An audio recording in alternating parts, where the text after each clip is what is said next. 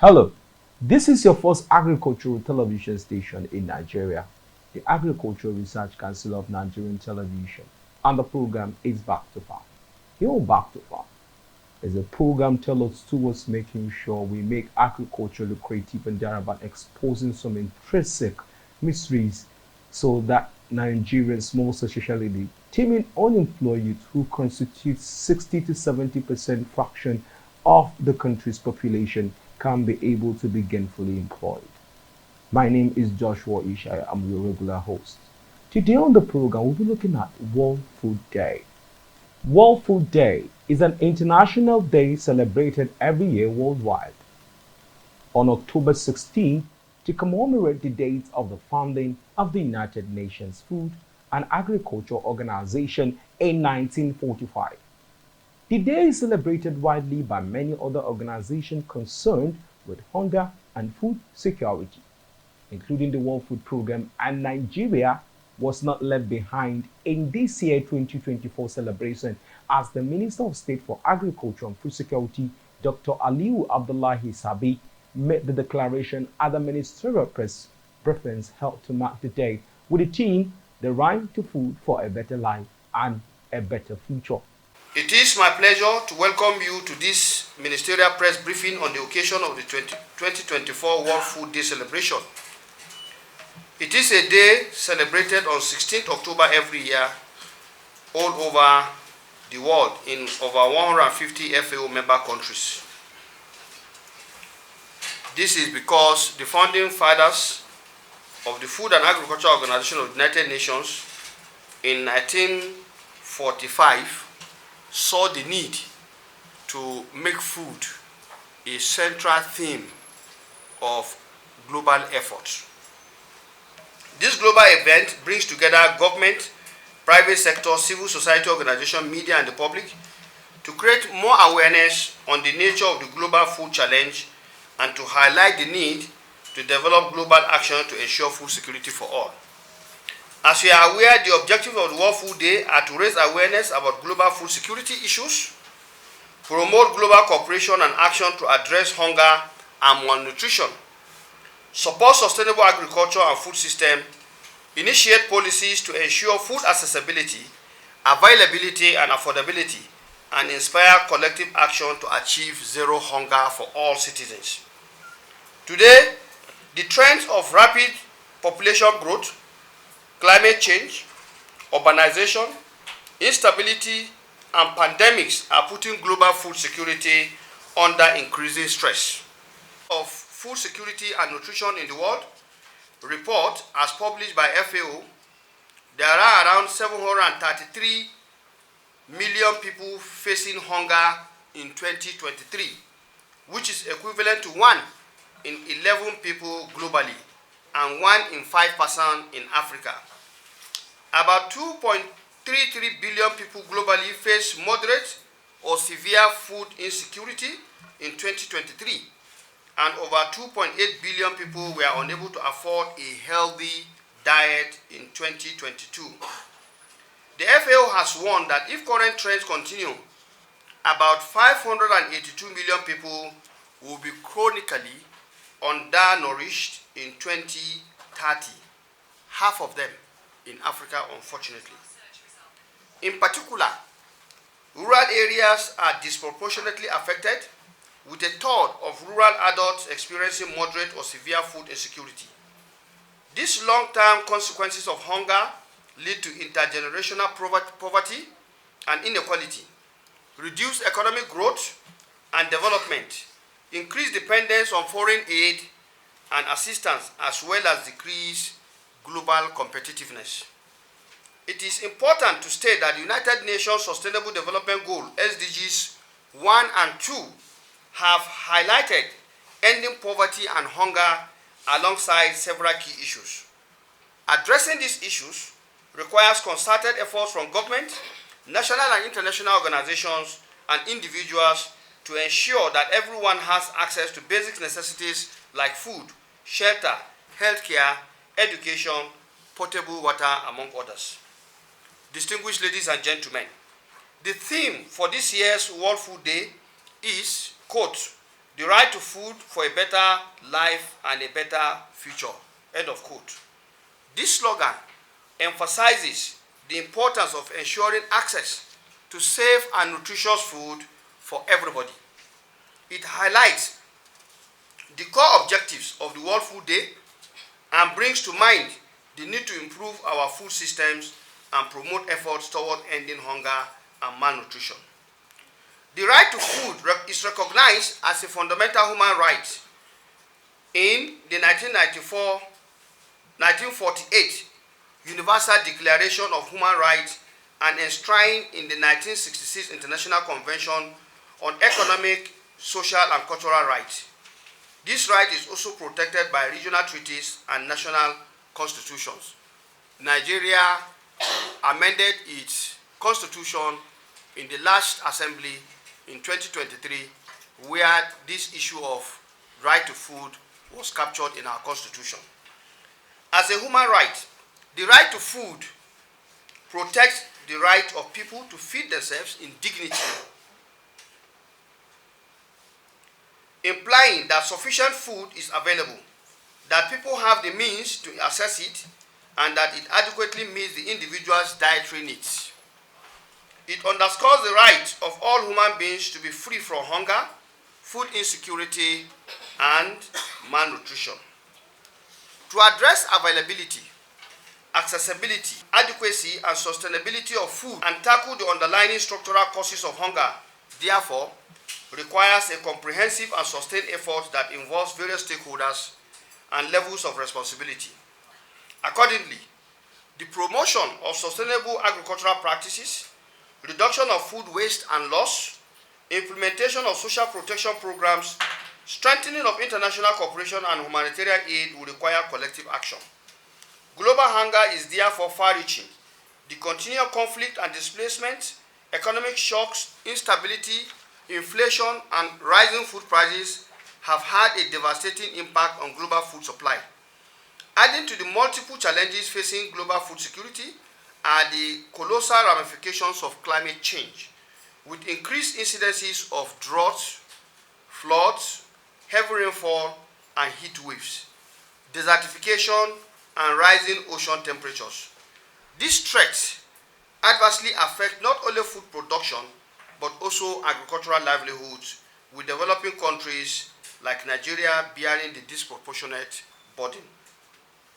Nigeria's current state of food security is emphasized, but the recent high food inflation rate is the major concern. To address underlying challenges impacting the attainment of our national food security goals, the federal government, under our visionary president, Bola Ahmed Tinubu, GCFR, is implementing numerous economic reforms to stimulate productive capacity, create jobs, reduce cost of living, and put emphasis on emergency responses and targeted humanitarian actions so that our citizens can get some reprieve. Building on the momentum to end hunger and promote sustainable agriculture, the present administration, like I said, under His Excellency Bola Ahmed Tinubu, GCFR, is implementing a lot of policies, programs, and initiatives.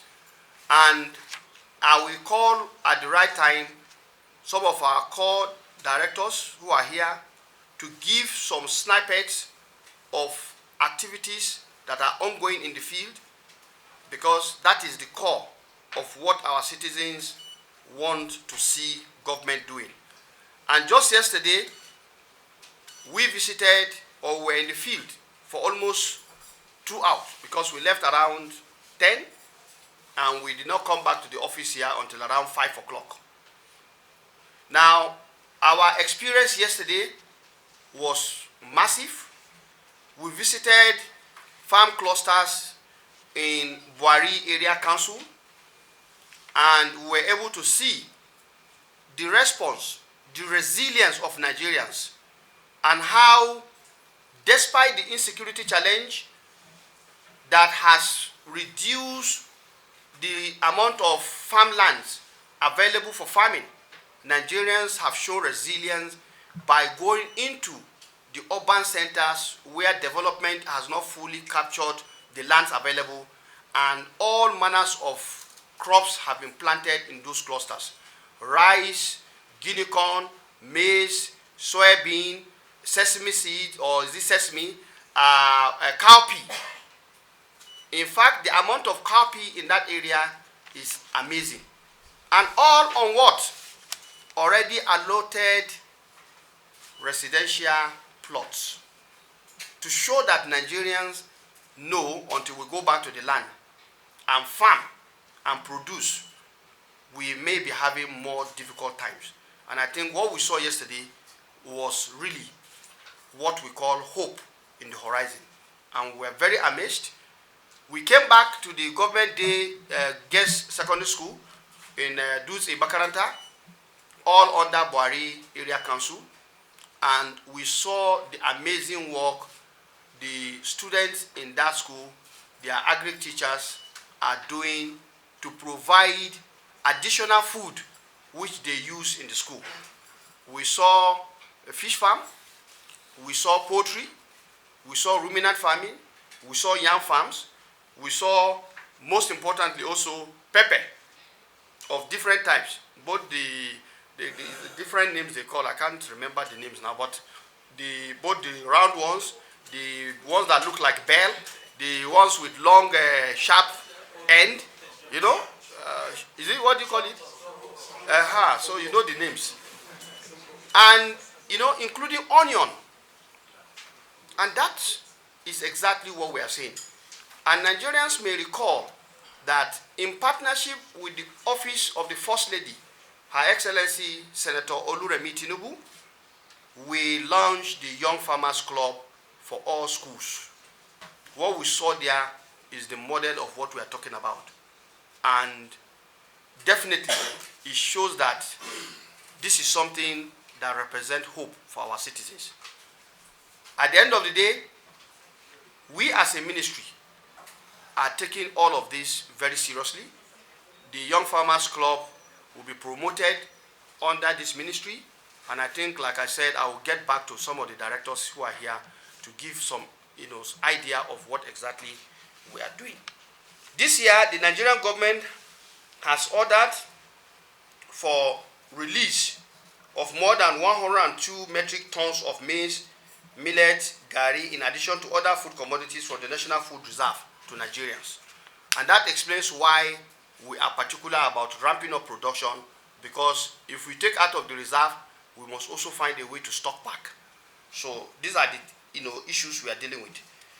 During the national broadcast on Nigeria's 64th independence anniversary, our president, His Excellency Bola Ahmed Tinubu, GCFR, emphasized commitment to reducing food costs and increasing food production.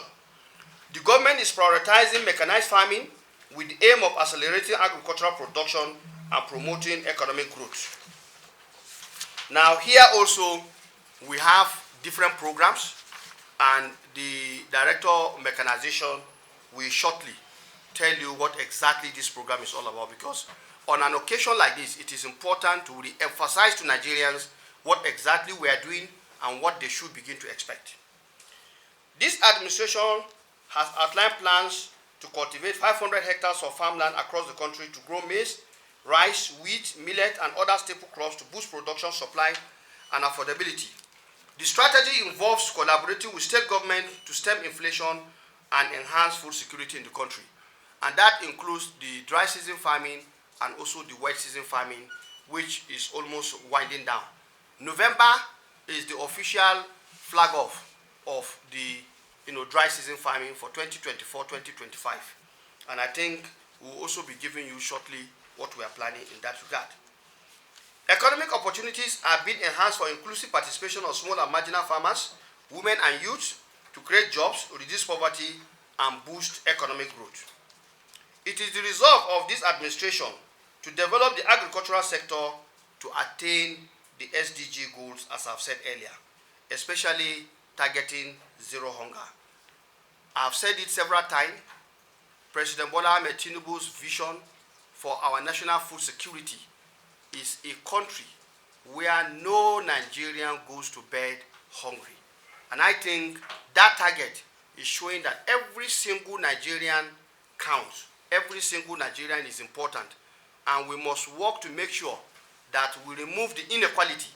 Earlier on, the FAO Assistant Country Director said one of the reasons why we are having hunger and malnutrition and all the other challenges is not because there is no production, but because there are inequalities.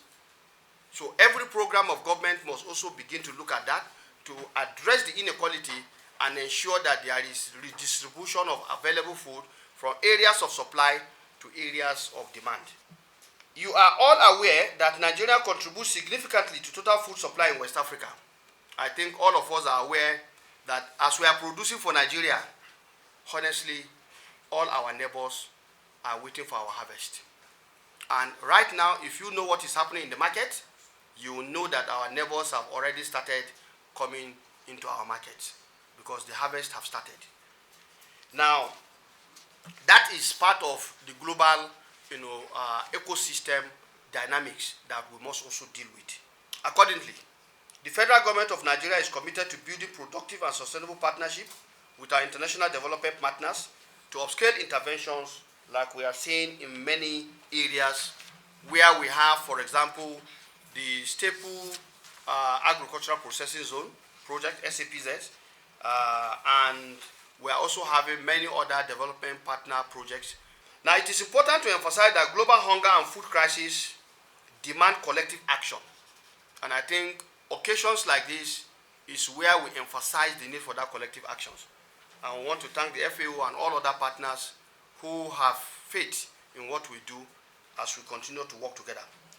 At this juncture, I want to call on government at all levels, especially at the international organizations level, the private sector, civil society organizations, and the general public to work together so that together we can pull away our country from the food crisis and hunger, so that our agenda will definitely be delivering that sustainable food supply and a hunger-free or zero hunger country. On this day, I urge all and sundry to get involved by educating ourselves about global food challenges.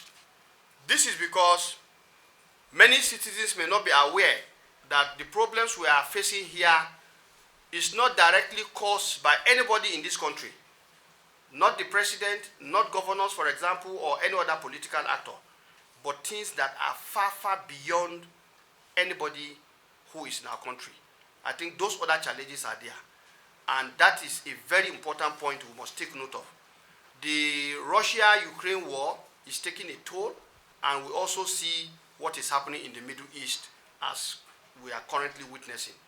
But that is not enough.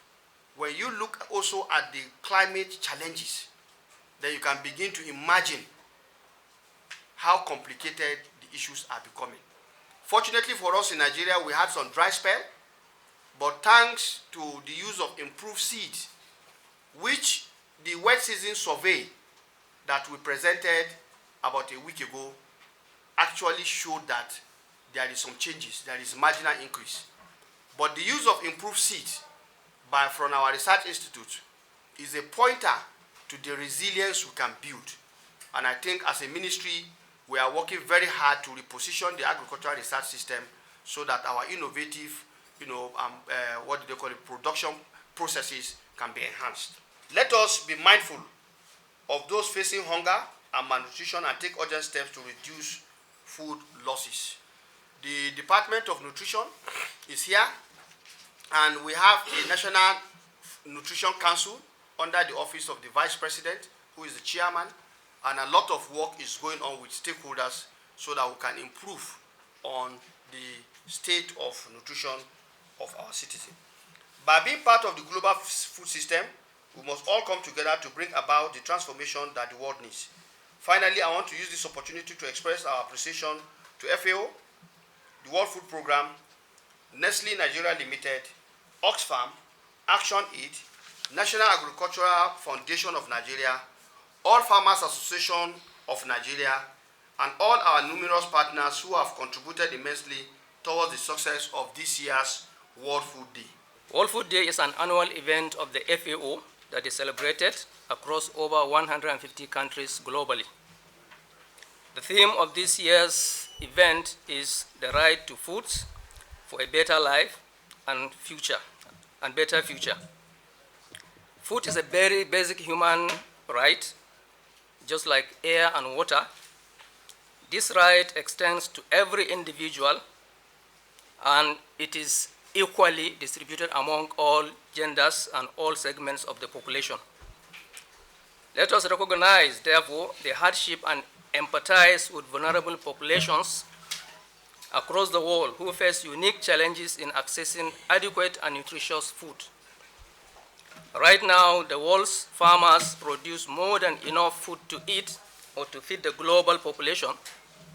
However, around 733 million people go hungry mainly because of conflicts, weather shocks, inequalities, and economic downturns.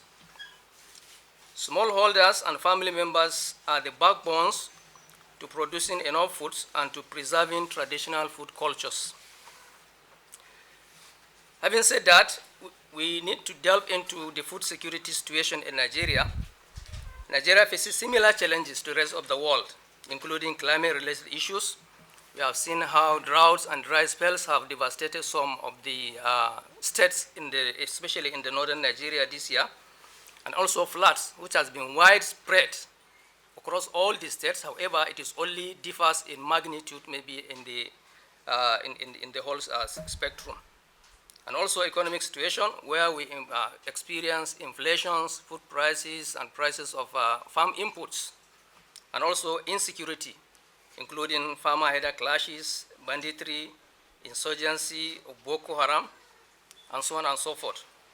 And also we have limited livelihood options. You know, our people are majorly farmers, and therefore when they are deprived of farming, they lost their livelihoods. And also restricted access to functional markets. The March 2024 cadre harmonisé projected 31.8 million people in Nigeria at risk of acute food insecurity. And just recently, the country was hit by yet another devastating floods. I think the case of Kogi is the one that is happening recently. Across Nigeria, an estimated food loss is about 855,629 metric tons. This is equivalent to the amount of food which could feed 8.5 million people for 6 months. Nigeria will face adversities again, but there are solutions if we work together. Therefore, what can we do to help this situation? A holistic approach, including government, private, civil society, and local communities, need to come together to provide solutions for these adversaries. For the government, it needs to provide enabling environment for food production and equitable access to safe and nutritious diet for all through its agri-food system policies and programs. This will encourage private sector investment in agri-food value chains and provide job opportunities. For the private sector, they must be responsible for driving large-scale production through deployment of innovative technologies and transparent business models. And to the United Nations, especially the FAO, need to provide technical support to government to overcome challenges of low productivity, extreme weather conditions, policies, and strategies. Youths are also crucial stakeholders in this effort. Engaging young people in agricultural innovation and sustainable practices is essential for fostering a food-secure future. We must therefore empower them to become advocates for healthy diets and sustainable agri-food system. Women are crucial also in the agriculture sector. Women need a space at the table to be part of the dialogue in decision-making, especially in agricultural policies. Research institutes and universities need funding for research to develop resistant and high-yielding varieties, introduction of new technologies and techniques. Biotechnology in this regard offers solutions for developing resilient crops that can withstand climate change and pests, thereby ensuring food security. In concluding remarks, I urge all stakeholders here to renew their commitment to transforming our agri-food systems. Let us work together to ensure that every person in our region has access to a healthy and nutritious diet, thereby achieving the goals set forth in the 2030 Agenda for Sustainable Development. As we commemorate World Food Day, let us remember that the right to food is not just about availability, it is also about dignity, equity, and justice. I want to commend the unwavering support by the federal government and ministries for their strong commitment to collaborating with FAO to promote food security. According to Abdullahi, as a result of the federal government's policy initiative and innovative funding, much has been achieved in the sector. In 2017, Nigeria recorded significant achievement in the global agricultural sector. It ranked first in cassava and yam production with 59.4 million tons and 47.9 million tons respectively. It also ranked the 14th in maize production with 10.42 million tons and 4th in palm oil with 7.7 million tons in the same year. Furthermore, in 2019, Nigeria became the largest producer of rice in Africa with a population level of 9 million metric tons. On that note, we come to the end of this episode of the program Back to Farm, where we'll look at the 2024 World Food Day celebration by FAO. My name remains Joshua Ishai on behalf of the crew members who made the program possible. I remain your humble self. You can call me your farm guy any day, anytime. Remember, hands must be on deck, or rather all hands have to be on deck so we can be able to feed ourselves, because if you and I do not actually take up the whole, or better said the mechanized farming, very soon there will be scarcity on food on our tables, and that is actually what we'll never want to witness any day, anytime. On that note, bye for now.